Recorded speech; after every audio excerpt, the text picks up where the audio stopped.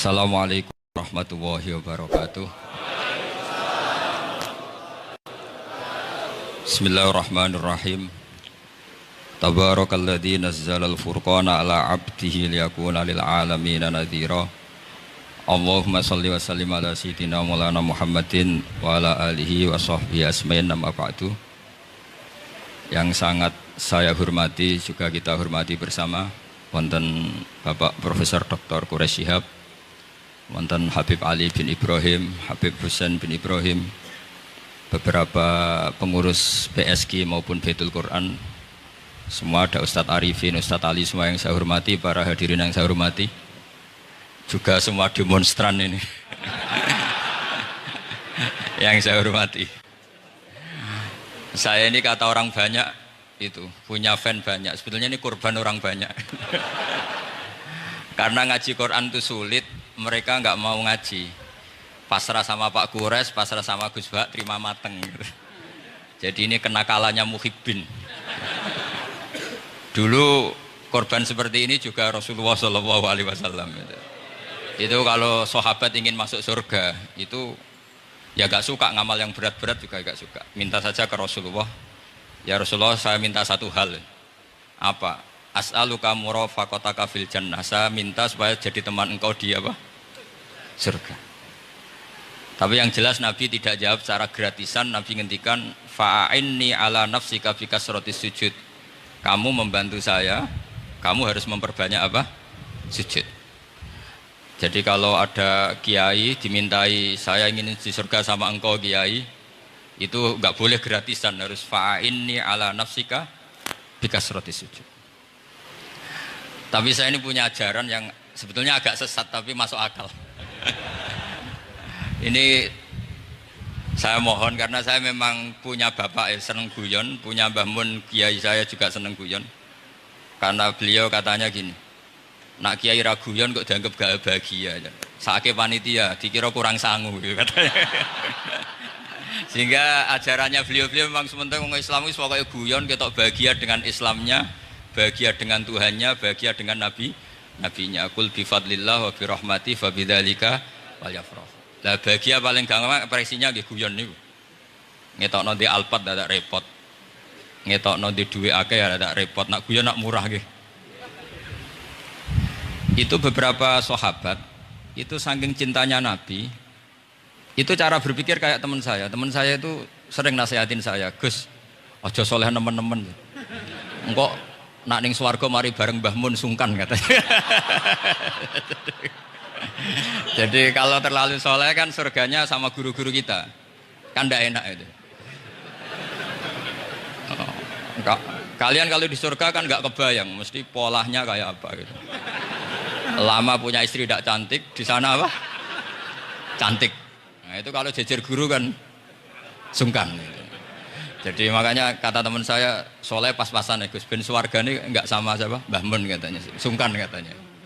Nah ternyata pikiran itu juga ada di sahabat. Ya Rasulullah, saya puas-puaskan melihat engkau di surga. Kenapa?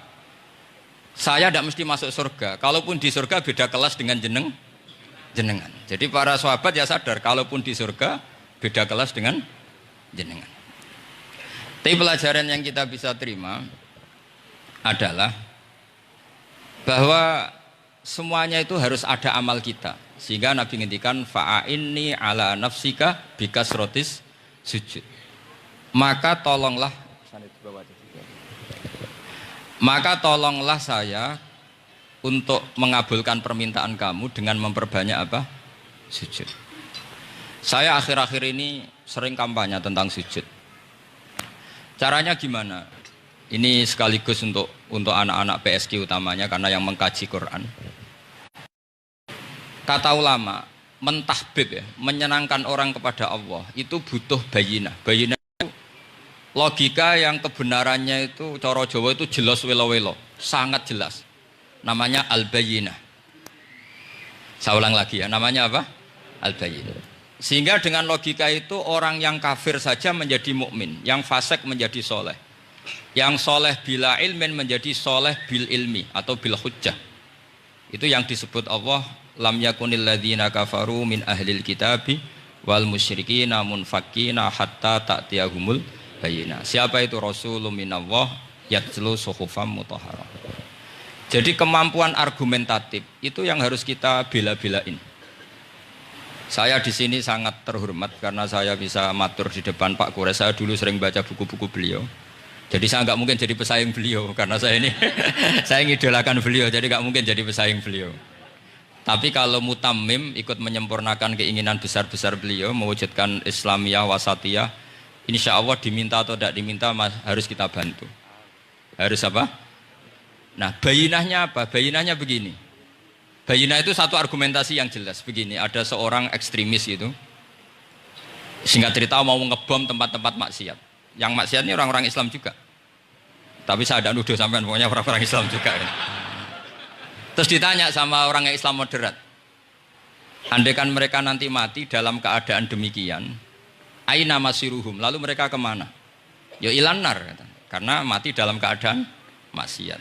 Terus ditanya sama yang moderat tadi, moderat soleh maksudnya, bukan moderat liberal, moderat soleh. Karena orang kadang salah paham, moderat itu pikirannya terus liberal, tidak, moderat soleh. Terus kata si moderat tadi, akan ada dzalika muradan Nabi, apa umatnya masuk neraka itu yang diinginkan Nabi? Kaget si ekstremis tadi. Kebetulan ini ekstremis yang masih mau mikir. Terus enggak, itu enggak yang digedaki Nabi. Kalau gitu ya jangan, kita tunggu tobatnya, kita proses bersama supaya mereka mau tobat. Karena dukhuluhum annar itu tidak muradan Nabi, tidak yang digedaki Nabi Muhammad SAW. Nah, cerita seperti ini tentu ada padanannya.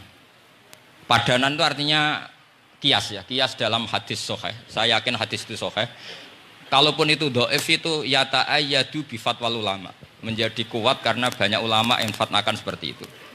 Saya pastikan itu diriwayatkan Qadhi Iyad dalam kitab Asy-Syifa, juga diriwayatkan Ihya, juga diriwayatkan di Hayatus Sahabah. Di situ ada sekian sanad sing yuqawi ba'duhu ba'dur. Kenapa ini saya utarakan? Karena di kota itu sanggeran wong hadis itu takokno sahih ta ora. Kadang sing takok ya ndak paham itu. Wong maca kitab ora iso kok takok sahih ta ora. Yang ditanya juga aneh. Terus berusaha jawab. Padahal kadang ya ndak bisa juga jadi. Di hadis itu ada penjelasan begini. Ada seorang Arabi itu orang Bedui, orang yang kurang peradaban. Minta sesuatu pada Rasulullah SAW. Karena Nabi itu tidak orang kaya, Nabi tidak jutawan, tidak hartawan, dikasih. Mungkin kalau uang sekarang mungkin 50.000 atau berapa. Orang itu gerutu senggerutu-gerutunya. Nabi kok pelit gitu, kira-kira seperti itu. Akhirnya sahabat ini merasa tidak nyaman, ingin, karena ini Arab ya, ingin mengadili ini. Saya membahasakan mengadili itu ya ada Arabnya, karena kadang ada riwayat misalnya fahamma ayyadribuhu, nanti juga repot, ayatuluhu juga repot. Makanya kalau ke Jawa itu kadang maknani bahasa Arab itu bingung. Dan memang baik bingung daripada enggak bingung. Karena kalau yang enggak bingung itu keliru pede. Misalnya jika istri kamu agak rewel, itu begini-begini. Terus ada kalimat wadribuhun, maka pukullah. Itu kalau orang nggak bingung langsung diterjemah mukullah, nanti dilaporkan Komnas HAM gitu. Tapi kalau yang bingung itu akhirnya tatolok mencari-cari. Ternyata di semua tafsir disebut dorban ghairu mubarrihin, ya mukul tapi yang tidak menyakiti. Jadi kekeliruan itu pasti dimulai orang-orang yang nggak bingung. Jadi ilmunya nggak cukup, akhirnya nggak bingung. Bingung itu penting. Loh betul. Nggak ada orang alim kecuali dari bingung. Karena orang alim itu nggak bisa pede. Karena referensinya banyak, kemungkinannya banyak. Sehingga mesti pikiran pertama kalau ada lafadz ini maknawi apa lafzi. Ini mahmul apa enggak? Ini mansuh enggak? Ini muqayyad mutlak enggak? Ini sekaligus jadi pusat studi Quran, jadi supaya teman-teman memang seperti itu. Kata wadribuhun, maka pukullah. Sama sih ingat betul. Ketika Pak Quraisyab nulis di Membumikan Al-Quran tentang alak, itu kalau orang ahli embriologi dimaknani alak segumpal darah itu mesti tertawa-tawa karena nggak ada dalam proses embriologi orang lewat proses segumpal apa? darah. Tapi kalau alak itu madatul kalimah dari kata aliko ya'liku alakon, sesuatu yang menempel, jadi zigot yang berhasil menempel di dinding rahim itu yang jadi anak. Itu ya normal saja, memang itu terjadi. Ya barokahnya bingung tadi. Atau alak dimaknani segumpal darah tapi min haitsul jinsiyah. Artinya haitsul jinsiyah itu sejenis ini. Jadi bukan di proses embriologinya tapi di jenisnya, supaya orang tidak sombong diistilahkan min alak, tapi maknanya min jinsil alak, bukan alaknya tapi jenis alak. Itu kayak Abu Bakar. Abu Bakar itu kalau sedang bully manusia yang sombong-sombong itu, kamu kok sombong, kamu itu keluar min makhrajil bauli marroten katanya. Gitu. Supaya orang tidak sombong itu disilakan manusia itu yakhruju min makhrajil bauli apa? Marroten. Kan kamu keluar dari makhrajil bauli berapa? 2 kali kan? Minar rojul lewat penis, terus nanti lahir juga lewat min makhrajil baul. Jadi untuk mengadili manusia supaya tidak sombong diistilahkan keluar min makhrajil baul marroten. Nah mungkin alak kalau maknanya segumpal darah itu maknanya jenisnya seperti ini. Kenapa kamu sombong? Jangan digugat tentang itu proses embriologi. Kalau itu tidak ngalami itu. Jadi akhirnya barokahnya bingung itu alak dari proses embriologi maknanya apa? Aliko ya aliku alakon, sesuatu yang apa? Nempel, yang sukses nempel di dinding rahim. Tapi dari segi jenis mendidik tawadu, mendidik khafdul janah lil mu'minin, mendidik adzul wal inkisar, rasa hina. Nah, itu dengan makna tadi. Saya teruskan. Si Arabi tadi karena dikasih 50.000 gerutu terus akhirnya Nabi memanggil Arabi tadi karena mau dipukulin sama sahabat. Nggak tahu mau dipukulin atau mau dibunuh, nggak tahu, pokoknya dikerasin tadi. Makanya nggak usah diterjemah. Kalau diterjemah nanti jadi bingung. Terus akhirnya dibawa sama Nabi, diajak masuk, dikasih banyak sama Nabi. Kasih banyak, ditanya sama Rasulullah, kamu sudah puas ya Arabi? Sudah ya Rasulullah. Hebatnya Nabi apa? Kamu harus menjelaskan ke semua sahabat saya kalau kamu sudah puas, karena tadi kamu ngomong yang bikin sahabat saya dongkol. Terus sekarang harus mengkonfirmasi. Ya Rasulullah. Di depan umum juga Nabi ikut. Ini Arabi tadi minta saya tak tambah, terus dia puas. Ahakada ya Arabiyu? Naam ya Rasulullah. Fajazakallahu min khairin wa asyiratin. Dia tegas naam ya Rasulullah. Nah, pelajaran dari hadis ini adalah kalimat ini. Ini harus diingat-ingat. Setelah Arabi tadi puas, sahabat juga tahu apa pernyataan puasnya Arabi tadi. Nabi ngetikan begini, masalu hadza, perumpamaan orang ini dan saya itu seperti orang yang punya unta atau sapi atau kambing yang syarodat, yang liar. Fattaba'ahan nasu. Kemudian orang-orang ikut membantu nangkap. Falam yaziduha illa nufuran. Bantuan manusia-manusia ini malah tambah lari karena ini semua orang ini asing. Bagi unta ini kan asing, yang nggak asing kan hanya pemilik. Nah, terus kata si pemilik unta tadi, khallu baini wa baina naqati, sudah saya tidak usah dibantu. Fa ana arfaku, biasa lebih sayang kepada unta saya. Orang nggak ikut bantu semua, terus kemudian unta itu dipanggil, fa akhadha minkum amil ardi, kira-kira diambilkan rumput, terus unta itu mau nurut. Intinya apa? Kalau orang tidak bakat kiai, nggak bakat dai ilallah, kok ngajak-ngajak Islam itu falam yaziduha ila nufuron, kira-kira gitu. Karena lebih banyak emosinya ketimbang teknik proses tadrijinya, tasreknya. Akhirnya itu jadi pelajaran ke kita. Pelajaran kedua, Rasulullah ngendikan begini, andaikan kamu membunuh si Arabi tadi, bahasanya yang membunuh. Kalau ini tak terjemah nggak apa-apa, wong andaikan saja. Andaikan kamu membunuh si Arabi tadi dalam keadaan membenci saya, yaitu ngomentari Nabi adalah kikir, maka dakhalan nar. Orang ini akan masuk neraka karena dia mati dalam keadaan sakhitan dan Nabi SAW. Dia mati berstatus benci kanjeng. Tapi uniknya dalam Islam segampang itu. Ketika si Arabi tadi mencintai Nabi itu karena dibayar, karena diservis. Dan itu cukup loh dalam Islam itu. Mencintainya Nabi itu karena dikasih uang lagi. Akhirnya dia senang Nabi meskipun karena dikasih uang. Tapi jangan diteruskan, setelah senang Nabi dibunuh masuk surga, ya tidak usah gitu. Nanti jadi repot tadi. Tapi intinya apa? Islam itu semudah itu. Yang menerima kebenaran karena servis saja diterima sama Allah Subhanahu wa ta'ala. Nah ini di sini pentingnya kiai-kiai yang wasatiyah, yang ceria, yang gampang. Karena kita tidak ingin tanfir. Saya kemarin bikin makalah untuk 100 harinya guru saya Kiai Haji Maimun Zubair. Tak beri judul Al-Intisar Lima Dhaibi Syekhina. Itu diantara yang saya tulis adalah Sayyidina Umar itu pernah diprotes sama banyak sahabat, termasuk Abu Bakar, karena Abu Bakar ke Umar ini lewat penunjukan. Kata para sahabat, ya Abu Bakrin, kamu memasrahkan umat ini ke azladin nas, orang paling kasar, yaitu Umar. Tapi apa? Ketika ada sahabat yang memberanikan diri tanya Sayyidina Umar, namanya Abdurrahman bin Auf, kenapa engkau kasar pada umatnya Rasulullah SAW? Jawabnya Umar itu unik. Fawwah, laqad lintu hatta khasyitu waha fil lain. Walaqad istatattu alaihim hatta khasyitu waha fis syiddah. Fa ainal makhraj. Saya ketika lunak sama manusia, sebetulnya saya juga takut Allah. Ketika ngambil sikap lunak, karena lunak itu dianggap pembiaran. Bagi orang yang salah paham, lunak itu dianggap pembiaran. Kamu punya ponakan yang sering pacaran misalnya atau sering nakal, kamu lunak itu dianggap pembiaran. Pembiaran itu tidak mendidik. Tapi kalau kamu sebagai Pak Lek Pade terkenal keras, ponakamu ya ora tau sowan, itu ya ora iso didik sama saja. Ora kau berdidik, sowan saja gak berani, ketemu kamu lari gitu. Intinya apa? Terlalu lunak juga ada masalah, yaitu dianggap pembiaran. Terlalu keras juga ada masalah, kan hakikatnya nggak bisa didik. Orang-orang yang terlalu keras sama masyarakat ini kan nggak kau berdidik karena wong roh wis melayu.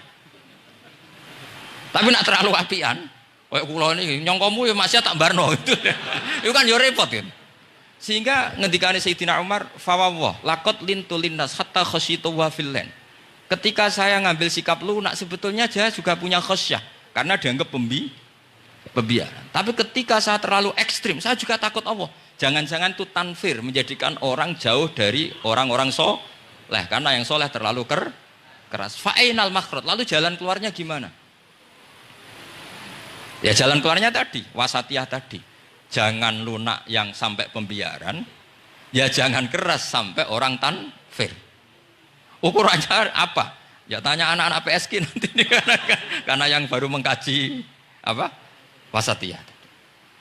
Jadi saya mohon referensi itu sebanyak-banyaknya, karena terus ada lagi saya punya cerita, ada seorang wali yang kalau doa itu agak neror Allah, tapi itu kalau nggak wali nggak boleh, harus jadi wali dulu baru boleh.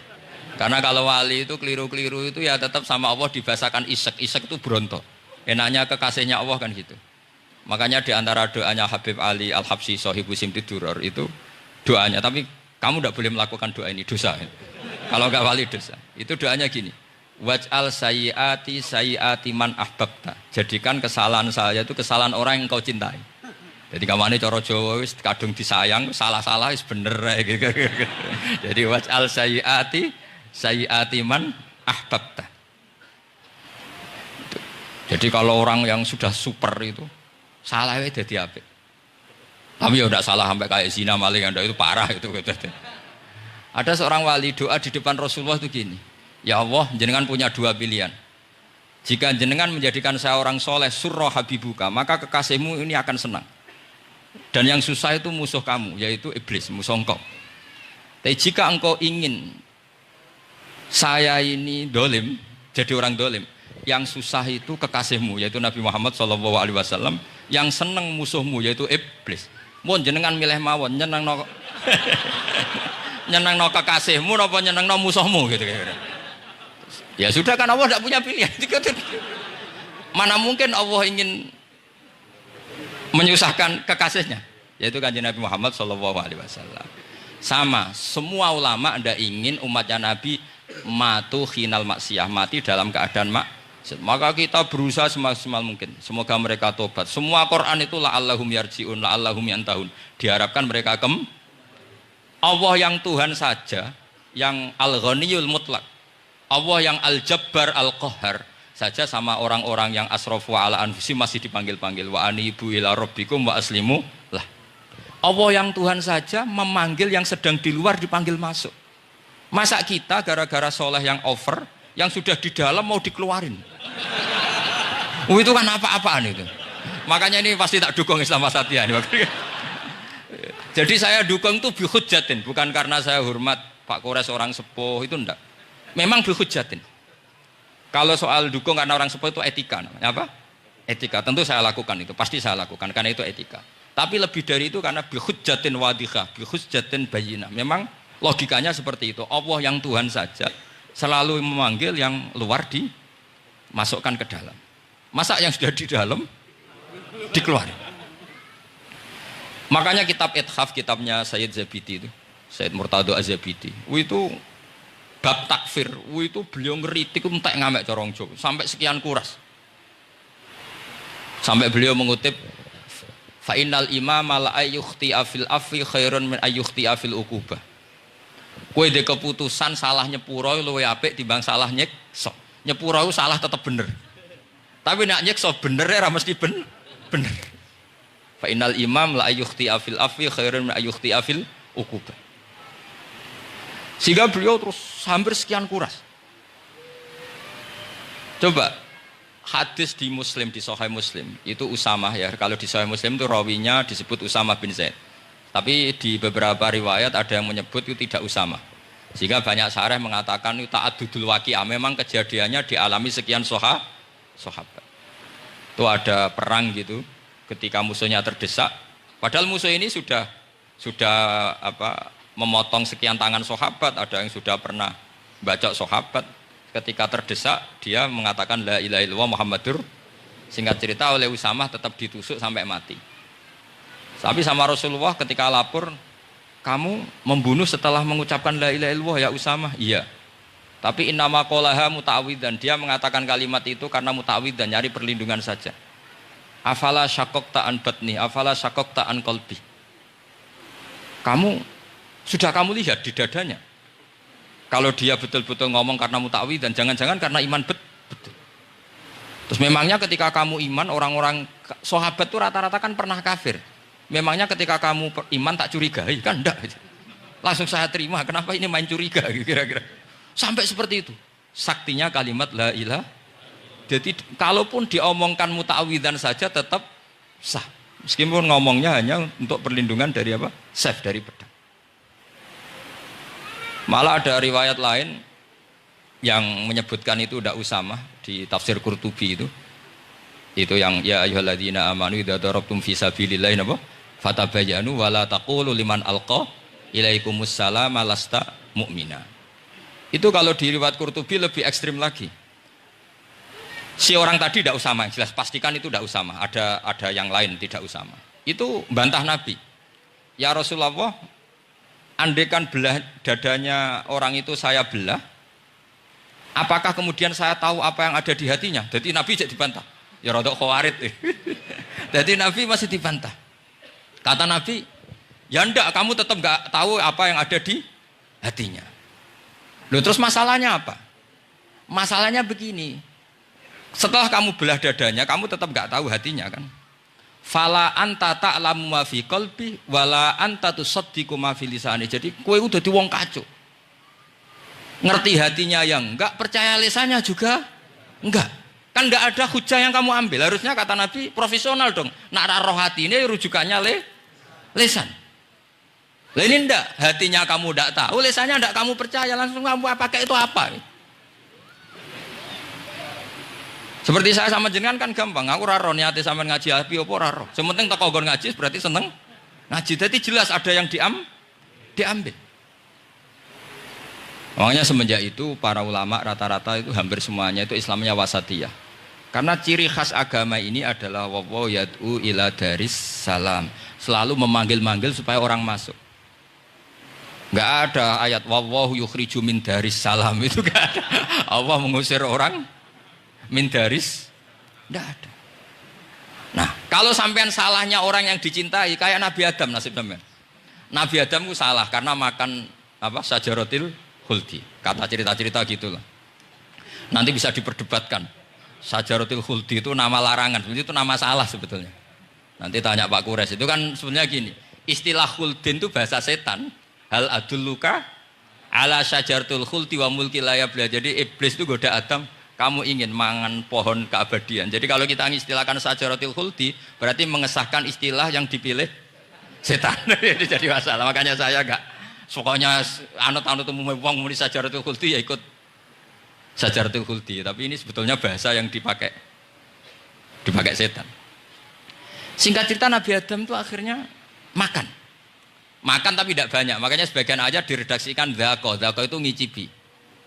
Makanya ada akala, berarti dzauk juga disebut aklu, tapi aklu yang sedikit disebut dzauk atau dzaqo. Nah, ketika makan itu Allah duka, tapi duka be orang yang dicintai, diwarai. Cung Adam, kowe tak warai donga supaya tak sepuro. Jadi kaya anak apa minggat wong disayang, disangoni minggatlah tak sangon. Makanya waj'al sayyiati man ahbabta. Disangoni fatalaqa Adam min rabbi kalimatin fataba alaih. Makanya saya kalau baca ayat itu cek enak itu sangoni. Maca iki cung yo kok ben. Dadi minggat digani HP mbek dhuwit engko nek wis kepen mulai ya semulai. Makanya itu jadi Quran itu luar biasa. Akhirnya Nabi Adam ya benar diusir tapi sudah bawa bekal diwarai mbek pangeran. Nah ternyata apa? Maksiatu Adam itu maksiatu mu'azzimin. Maksiatnya orang yang sangat menghormati Allah. Jadi kalau kamu ingin jadi wali itu pertama harus kamu berstatus al-mu'azzim, al-musabbih. Ternyata kata kuncinya gini, kata tafsir Ibnu Katsir ini. Waqa sama huma inni lakuma laminan nasihin. Saya ini kan muridnya Mbah Maimun, muridnya bapak saya. Kan gak kebayang orang pakai namanya Allah kemudian dusta. Jadi Nabi Adam dirayu setan kayak apa itu gak pernah tertarik. Gak pernah tertarik. Tapi akhirnya setan bilang, wallahi demi Allah, bahwa saya menyuruh kamu makan buah khud itu laminan nasihin. Wallahi, pakai kata wallahi. Terus Allah ya sudah merevisi larangan itu. Sekarang sudah bilang boleh katanya. Nah karena kata pakai wallahi, terus kata Nabi Adam, fawwah wa izzatika ya Rabbi, ma dzanantu anna ahadan yahlifu bika kadziban. Ini dawuh Nabi Adam. Adam wis tak kandhani kok ora nurut alasan apa? Terus Adam atau pangeran wa izzatika, demi kehormatanmu ya Allah, fawallahi ma adzunnu anna ahadan yahlifu bika kadziban. Saya tidak pernah ngira ada hambamu, ada makhluk kemudian mencatut nama engkau kemudian dia dusta. Kenapa saya sebut-sebut nanti tadi asmane Mbah Mun? Andai kan saya punya teman biasa bodoni saya, biasa bodoni saya, nipu saya, terus bilang gini, Gus Bak jenengan ditimbali Mbah Mun, dan dia sumpah, kira-kira tak pikir apa enggak? Enggak, pasti saya langsung meskipun ya dibodoni, karena saking wibawanya Mbah Mun sehingga saya enggak ngecek lagi orang ini bohong apa tidak. Nah, Nabi Adam saking wibawanya Allah di hatinya Nabi Adam, kita disebut wallahi. Allah sekarang ngalalkan itu, sudah tidak pikir panjang. Karena dia tidak pernah ngira ada orang mencatut nama Allah kemudian dia dusta. Seperti di dunia santri misalnya ada yang dipanggil Habib Ali, masuk disumpah sih, tenang tau ora. Wah, itu mesti teman yang biasa bodoni sampean lah, mesti langsung saking takutnya kan gitu. Sampean takut istri dibilangi teman, bojomu nelpon. Wah, langsung ulang. Itu mesti tidak dikonfirmasi lagi itu.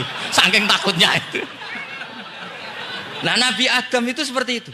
Saking takzimnya kepada Allah sehingga ketika disebut wallahi. Nah, itu yang kata kuncinya waqa sama huma inni lakuma laminan nasihin fadallahuma bihur. Itu kalau sampean teliti. Ini kesangannya Pak Kures pakai madatul kalimah itu kelihatan.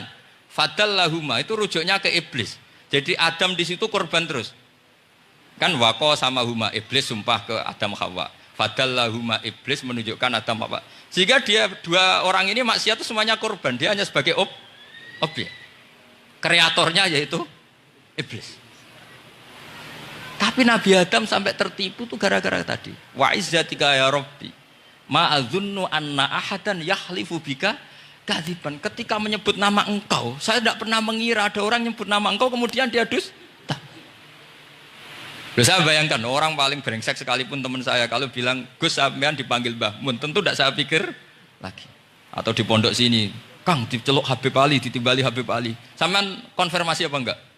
Enggak kan? Apalagi ini Allah Subhanahu wa taala. Jadi wong nek sebakat wali. Itu begitu. Nah, kalau jenis ini kok salah? Itu waj'al sayyiati man ahbab. Kanjeng Nabi dalam lahirnya juga pernah salah dalam lahirnya. Karena Nabi memberi izin orang-orang munafik gak ikut perang. Salahnya secara fikih adalah kewajiban perang zaman itu, karena zaman itu memang orang-orang kafir juga merangi kita, sehingga kita dibolehkan merangi. Jangan hanya cerita Nabi perang, berarti perang syariat jarak gitu. Nabi perang karena diperangi. Jelas ayatnya, udzina lilladzina yuqatalun, diberi izin bagi yang ngalami yuqatalun, diperangi, baru diberi izin perang. Jangan langsung bangun tidur perang, itu enggak ada ayatnya. Qatilul ladzina yuqatilunakum, merangi yang merangi kamu, wa akhrijuhum ya min haitsu akhrajukum, ngusir yang ngusir kamu. Jadi perang itu akibat bukan sebab. Akhirnya Nabi itu secara fikih itu salah. Secara fikih lah, karena memberi izin orang munafik. Tapi Allah ketika sama Rasulullah Muhammad SAW, karena kekasihnya, ngendikane sudah dimulai afawwahu angka. Muhammad tenang wae wis tak sepuro. Cuma aku takok, kena apa kok buka izin? Tapi itu kalimatnya afawahu dimulai dengan kalimat yang menyenangkan, afawahu. Jadi ibarat sampean salah sama orang tua. Wes sepeda mbok go ora pamit itu ora salah. Cuma aku tetap takok alasan apa gitu loh. Tapi bilang wis gak apa-apa, Cung. Sepeda motor iki mbok gowo, mbok dol iku ora apa-apa. Cuma aku takok kena apa. Tapi mukadimahe ora apa-apa sih. Kayak apa Allah sama nabinya. Jadi mengkonfirmasi saja dimulai dengan afawahu angka. 5 adin talahum. Wong karwan wong munafik gak ndek ngamal malah mbok ora perang. Ya malah ora tau khidmah agama. Jadi makanya terus orang-orang soleh kalau berdoa apa? Waj'al sayyiati man ahbab. Ya Allah, jadikan kesalahan saya adalah kesalahan orang yang kau cintai. Nah, yang paling dicintai Allah tentu umat Rasulullah sallallahu alaihi wasallam. Saya tak beri ijazah. Kali ini tak ijazahkan nggak apa-apa, karena ini hadis sahih musalsal. Umatnya Nabi kok gak enak bi. Kontrak ebek pangeran sebelum salah itu sudah ada kontrak. Makanya Nabi itu ngendikannya bangga sekali. U'titu khamsan lam yu'tahunna nabiyyun qabli atau ahadun min qabli. Saya diberi 5 hal hadiah sama Allah yang umat sebelumku, Nabi sebelumku tidak diberi hadiah itu. Di antara hadiah itu terbesar adalah wa'u'titu khawatimah suratil Baqarah. Saya diberi hadiah akhir dari surat Baqarah. Kok ada hadiah gimana? Allah itu sudah naikkan kontrak dengan kita. Kita disuruh doa sama Allah.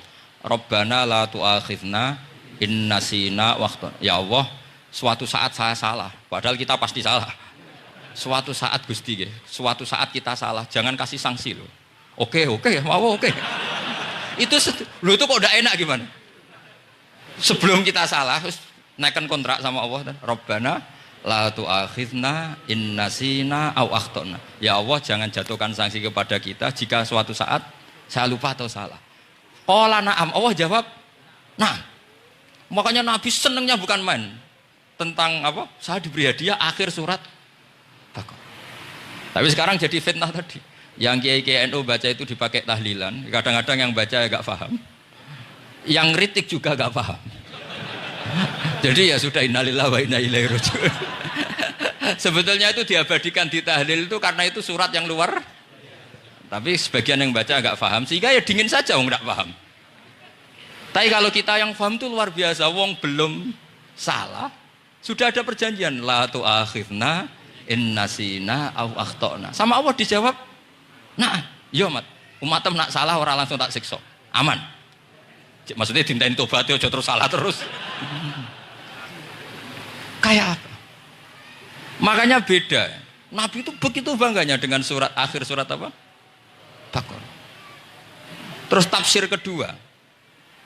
Umat ini adalah umat yang sifat Allah itu selalu aktif dan dua-duanya aktif. Ini perlu saya sampaikan berkali-kali. Dua-duanya aktif. Jika orang soleh itu nggak boleh mengadili orang dolim. Itu umatnya Rasulullah SAW. Begini logikanya ya. Pernah ada cerita, ada orang soleh sedang sujud, diinjek sama orang fasik, al-asi lah orang fasik. Karena orang soleh ini diinjek, orang soleh. Bawaan orang soleh itu ya kadang gampang marah, bawaan orang soleh. Tapi pas marah itu nyatut nama Allah. Fawawahi la yaghfiru wallahu laka, pakai nama Allah. Andai kan dia bilang asemane kue itu malah nggak apa-apa gitu. Karena misoh-misoh sendiri itu kan urusan dia. Tapi pakai namanya Allah. Fawawahi la yaghfiru wallahu laka. Allah tidak akan ngampuni kamu. Itu Allah langsung memberi wahyu ila nabi hada zaman, ke nabinya zaman ini. Allah ngendikan gini, ini yang cerita Rasulullah. Mang dzalladzi yata'alla alayya alla aghfira li fulan faqad ghafartu lahu wa ahbattu amalak.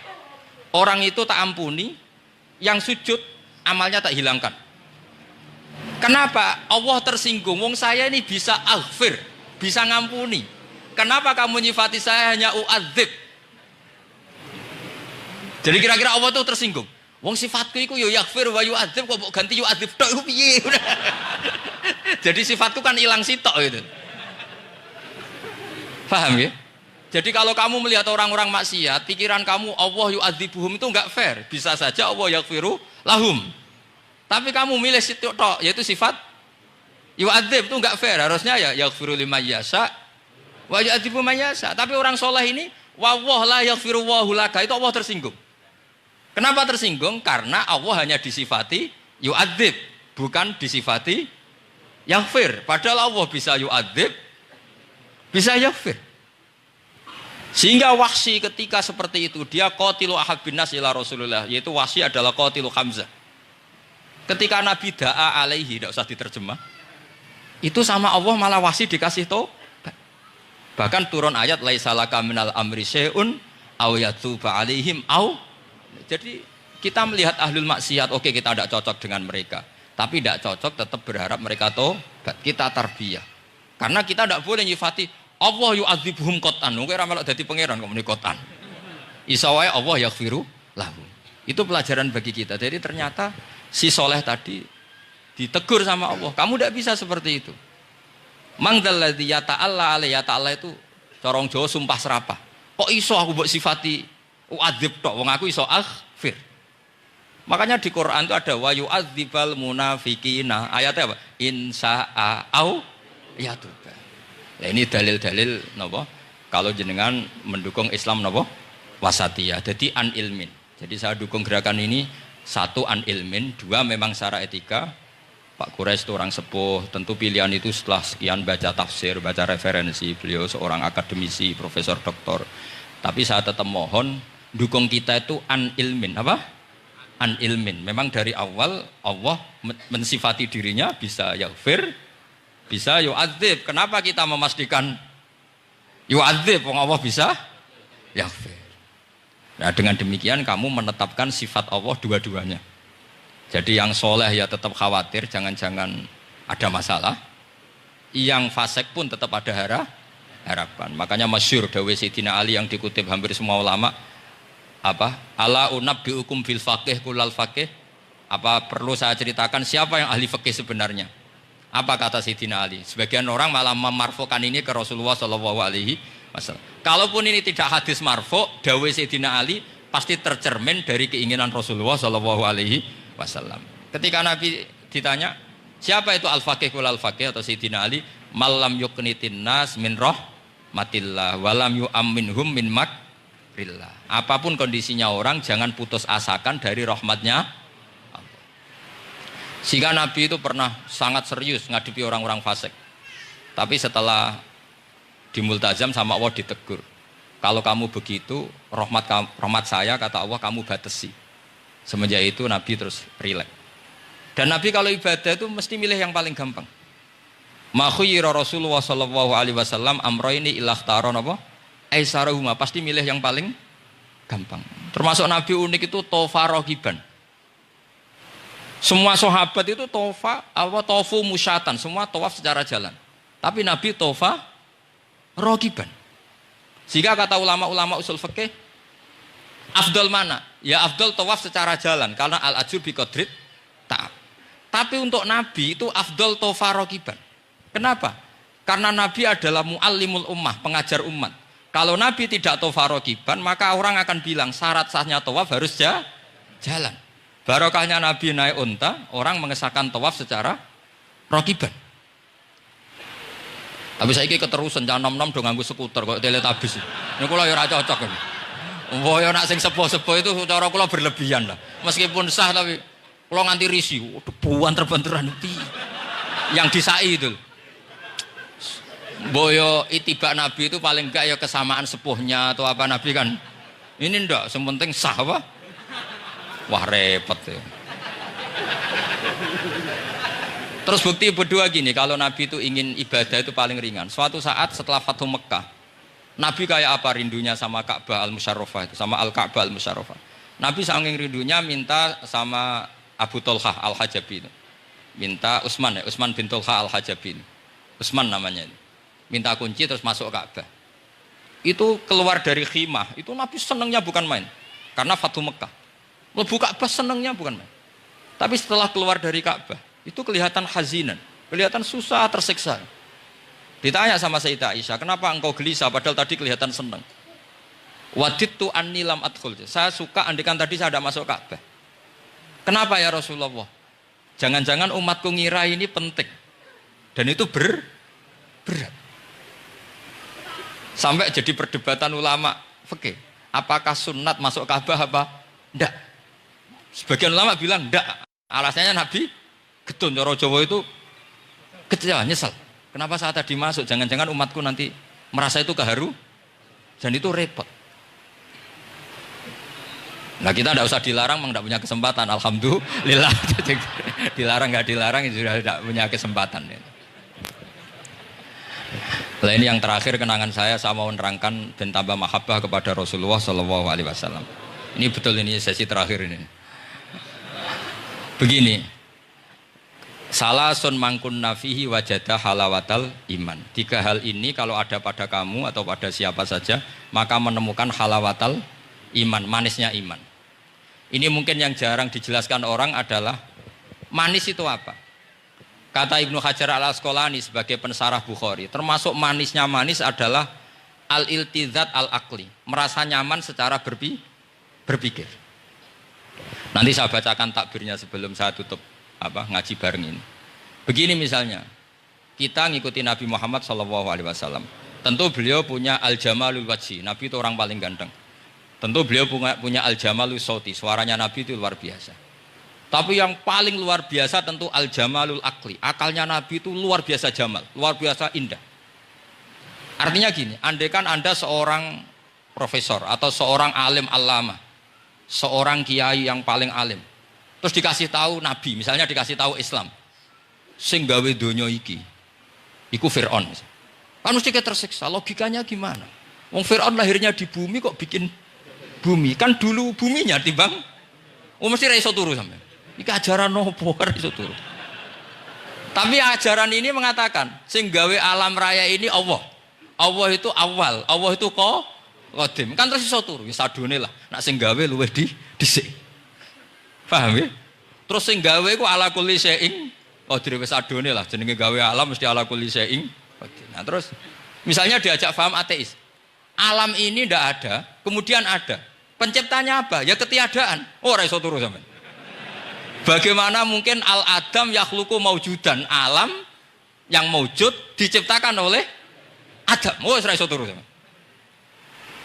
Nah, itu kata Ibnu Hajar Al-Asqalani, halawatul iman itu adalah ibaratun anil iltizat al-aqli. Halawatul iman dan ibaratun anil iltizat, agama ini nyaman secara akal.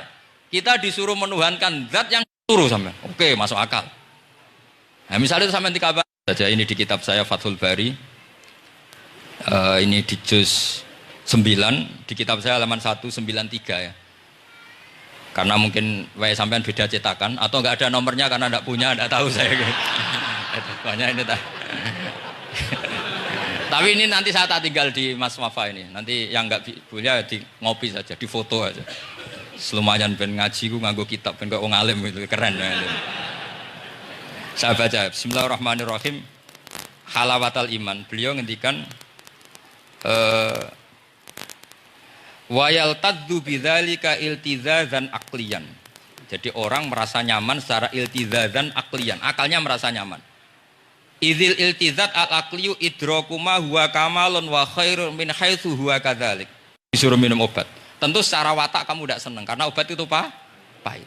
Tapi kamu merasa nyaman setelah sakit minum obat merasa nyaman karena ada harapan sembuh. Jadi watak kamu tidak senang, lidah kamu tidak senang karena pahit, tapi akal kamu senang. Wah enak aja, bar disuntik, bar diinfus, bar minum obat.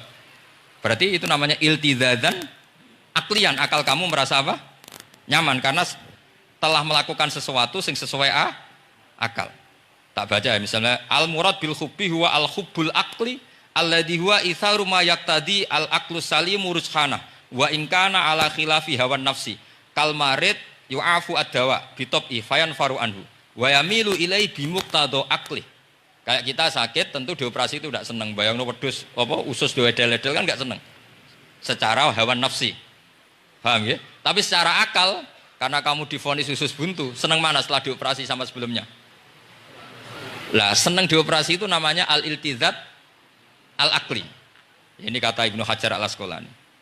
Wal aklu yaqtadi rujhana janibi dzalik. Nah, terus saya teruskan. Idzil iltizat al-akliyu idrakuma huwa kamalun wa khairun min haitsu huwa.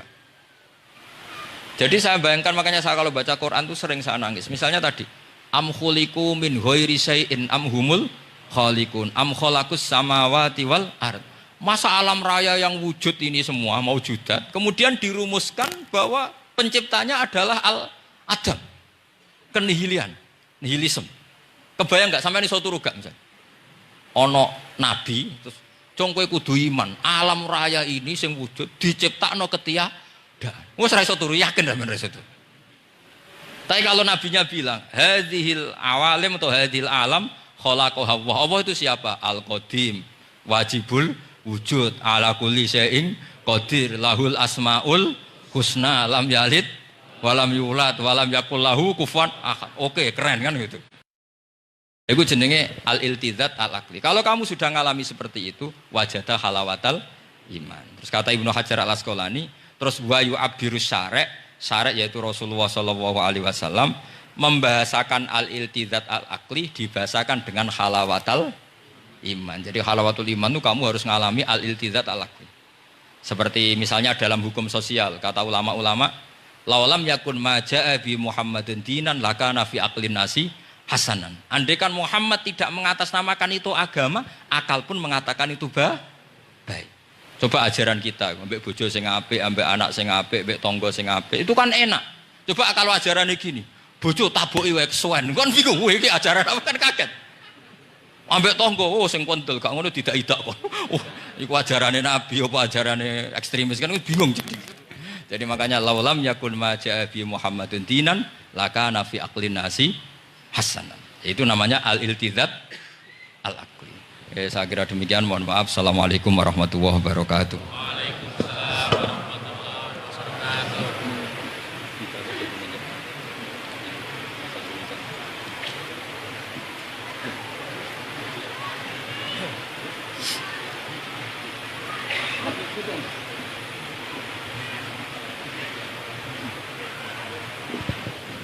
Bismillahirrahmanirrahim. Nahmaduka ya ghafur ya syakur. Shalli wa sallim ala sayyidina Muhammad wa sahbihi wa barik wa sallim asma'in. Allahumma ya Allah mutawadina fika mutahabbina fika mutabadilina fika mutanasihina fika ya Allah hatta namshiya fi ardika wa lam takun himmatuna illa kalimatika wa ihya sunnati habibika Muhammad sallallahu alaihi wasallam. A'inna ya Allah la dzikrika wa syukrika wa husni ibadatik waj'alna ya Allah mu'afin min kulli bala'id dunya wal akhirah. Ij'alna ya Allah minal ladzina ya wa syahaduka wa amanu bi rasulika Muhammad wa nasaru syari'atakal ulya al mahabbatal bayda lailuha kana ahya. Ij'alna ya Allah syuhada bil qisti wa bil haqq. Rabbana atina fid dunya hasanah fil akhirati hasanah wa qina adzabannar. Wa sallallahu ala sayyidina Muhammad wa sahbihi wa baraka wa sallam. Subhana rabbika rabbil izzati amma yasifun. Assalamu alaikum warahmatullahi wabarakatuh. Alhamdulillahi rabbil alamin. Sirrul Fatihah.